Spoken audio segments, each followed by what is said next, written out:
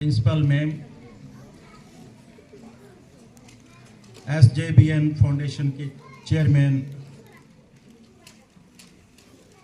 MK Bhardwaj जी, प्रधान साहिबा, महिला मंडल व यहाँ पर उपस्थित सभी बच्चे, मैं सबका बहुत बहुत यहाँ पर पधारने पर धन्यवाद करता हूँ। जैसा कि मेरे से पहले अपने MK भारद्वाज साहब ने बहुत ही विस्तृत जानकारी आपको चिट्टे के ऊपर दी। इन्होंने सभी का जो अपना अपना रोल है, जैसे मातृशक्ति का क्या रोल है अपने बच्चों को सुधारने के लिए, वो भी बड़े अच्छे तरीके से एक्सप्लेन किया। बच्चों का क्या दायित्व है वो भी इन्होंने समझाया कि आज के युग में सबसे बड़ा, समाज में सबसे बड़ी बीमारी या बड़ा जो प्रचलन चल रहा है, जो चिट्टे की बीमारी जो समाज में फैली हुई है, हमारे बच्चे उस नशे के दलदल में ना फंसें। ये सरकार वो हमारा डिपार्टमेंट भी ऐसे अवेयरनेस कैंपेन चलाता है। आज इन्होंने ये बीड़ बगेड़ा स्कूल में इस प्रोग्राम का आयोजन किया है।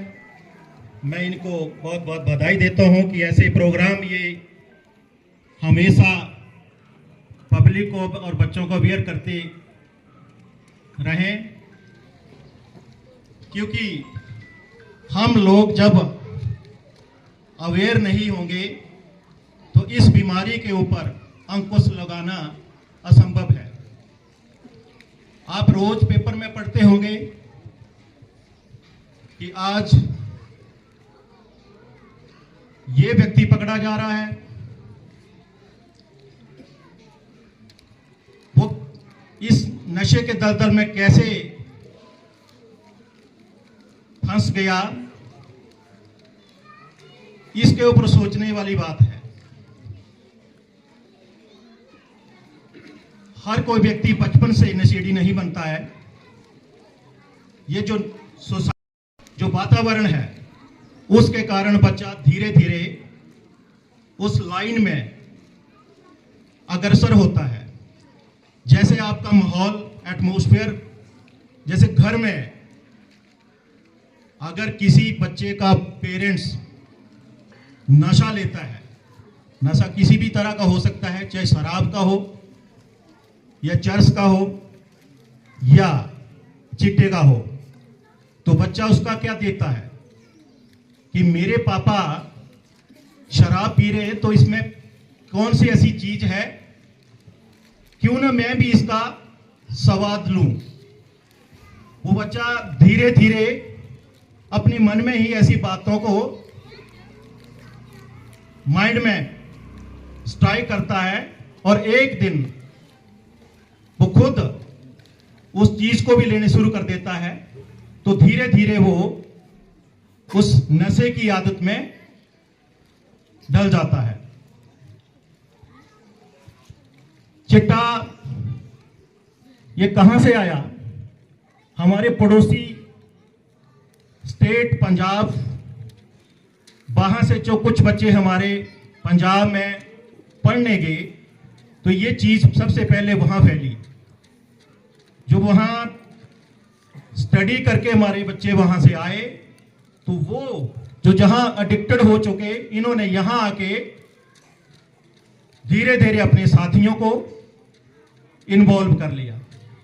ये एक ऐसी बीमारी है, एक बार आप इसको ले लेंगे तो आपकी बॉडी की रिक्वायरमेंट बन जाएगी उसको लेने के लिए।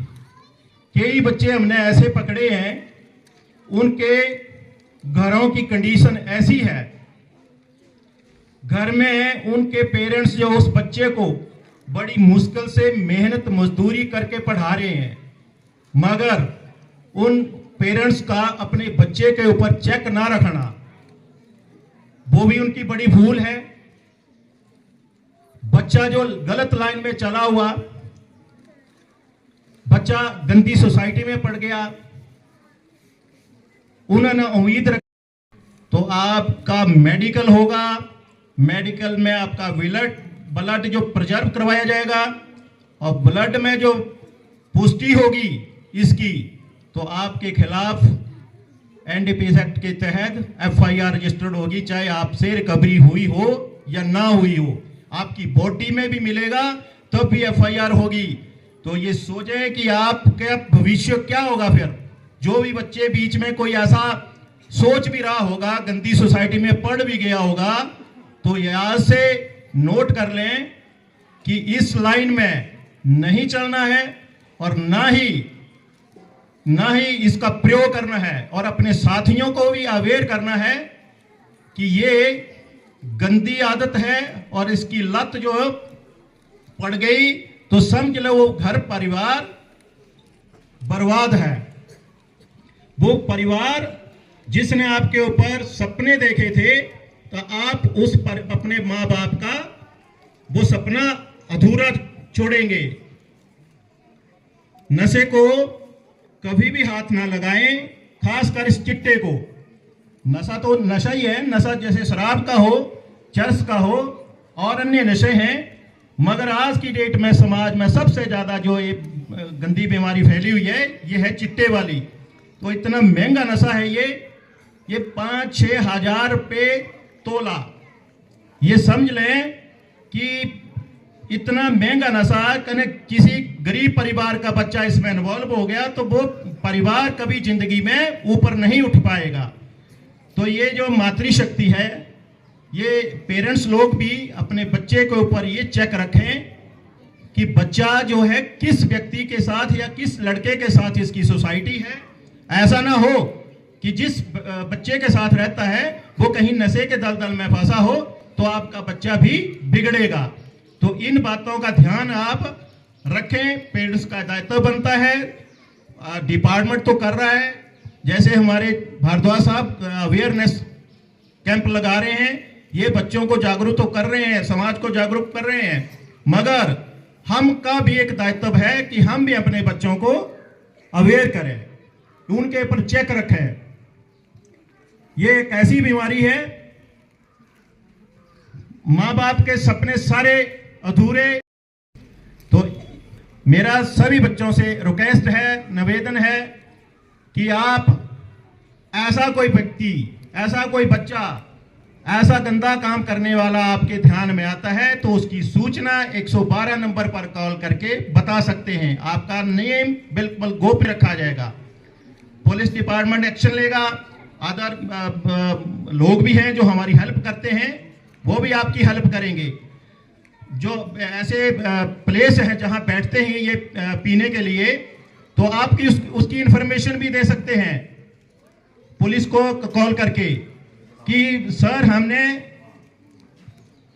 फलाने स्टेशन पे बच्चे वहां बैठे हुए देखे हैं और हमें डाउट है कि कहीं वो नशा का प्रयोग ना कर रहे हो। बाकी और भी जैसे अभी सर ने बोला था कि मोटरसाइकिल हर घर में अब पेरेंट्स जो बच्चों को खरीद के दे रहे हैं, तो हेलमेट डाल के चलें आप। अगर आपने हेलमेट नहीं डाला होगा, कहीं आपका बाइक स्किड कर गया, आपको इंजरीज आई, तो वो आपको ऐसी इंजरीज लाइफ लॉस भी हो सकती है। तो हेलमेट पहनना तभी जरूरी है कि आपका बॉडी सुरक्षित रहेगी। आपको इंजरीज अगर गिर भी गए तो आपका जो शरीर है, आपका जो हेड है वो सेफ रहेगा। हेलमेट डालने का मतलब यही है। लाइसेंस आपके पास होना चाहिए, 18 साल से ऊपर जो व्यक्ति है उसके पास लाइसेंस होना चाहिए। लाइसेंस चला के ही आप रख के ही आप गाड़ी चलाएं।